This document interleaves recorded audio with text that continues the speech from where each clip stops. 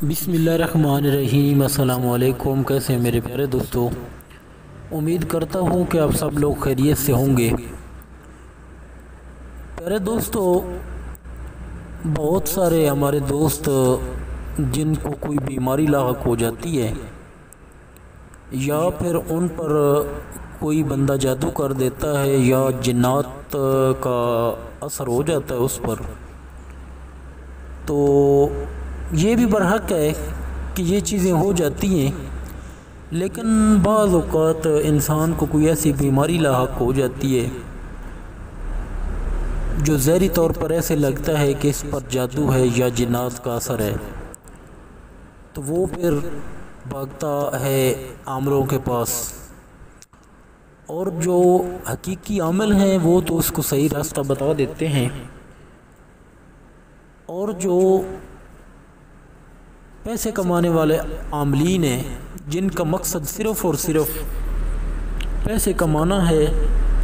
اور وہ یہ چیز نہیں دیکھتے کہ اس بندے پر کوئی جادو یا سیب وغیرہ نہیں ہے، بلکہ اس کی یہ جو طبیعت خراب ہے یہ بیماری کی وجہ سے ہے، وہ سیدھی بات نہیں بتاتے، صرف اور صرف اپنے فائدے کے لیے اس کو جادو اور جنات کا کہہ دیتے ہیں۔ تو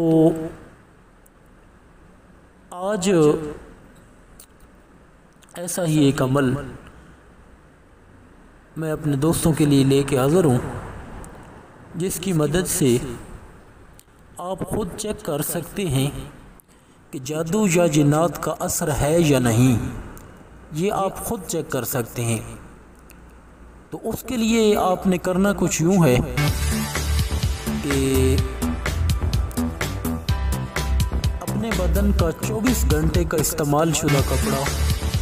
یعنی کہ مریض کے بدن سے مس ہوا کپڑا لیں، عمل کرنے سے قبل کپڑے کو ناپ کر اس کی لمبائی چوڑائی لکھ لیں، بعد میں اس کپڑے پر درود ابراہیمی 3 مرتبہ، آیت الکرسی 21 مرتبہ، اور اس کے بعد دوبارہ درود شریف 3 مرتبہ پڑھ کر کپڑے پر دم کر کے کپڑے کو 5 منٹ کے لیے لپیٹ کر رکھ دیں۔ جب 5 منٹ ہو جائیں تو کپڑے کو دوبارہ ناپ لیں۔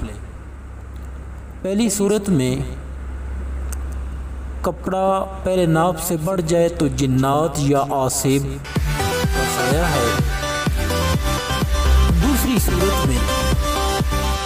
کپڑا اگر گھٹ جائے تو، یعنی کہ جو آپ نے پہلے ناپ کیا تھا وہ اگر کپڑا 1 میٹر تھا اور اس سے آپ نے ناپا ہے تو یہ اس سے کچھ کم ہو گیا ہے، سمجھو جادو ہے۔ تیسری صورت میں اگر کپڑا نہ گھٹتا ہے اور نہ ہی بڑھتا ہے، یعنی کہ کپڑا نارمل رہے، آپ کا مسئلہ قدرتی ہے، کوئی جادو نہیں، کوئی آسیب نہیں، بلکہ آپ کو پھر کسی اچھے ڈاکٹر کے ساتھ رجوع کرنی چاہیے۔ تو پیارے دوستو، یہ تھا آج کا وظیفہ جو میں اپنے پیارے دوستوں کے لیے لے کر حاضر ہوا تھا، اور اس عمل کے خواہشمند حضرات جو دوست اس عمل کو کرنا چاہتے ہوں 11 مرتبہ درود ابراہیمی پڑھیں، تب اس کی اجازت ہوگی، اور یہ بھی ثواب کا کام ہے۔ کوشش کریں کہ خود بھی درود پاک بھی پڑھا کریں اور نماز کی لازمی پابندی کیا کریں، اور جب آپ نماز کی پابندی کیا کریں گے، جب آپ نماز کی پابندی کریں گے تو آپ کو جو بھی عمل کریں گے اللہ پاک اس کو قبول فرمائیں گے۔ امید کرتا ہوں کہ آج کا وظیفہ بھی میرے پیارے دوستوں کو بہت ہی پسند آیا ہوگا، تو دعاؤں میں یاد رکھیے گا۔ اللہ حافظ۔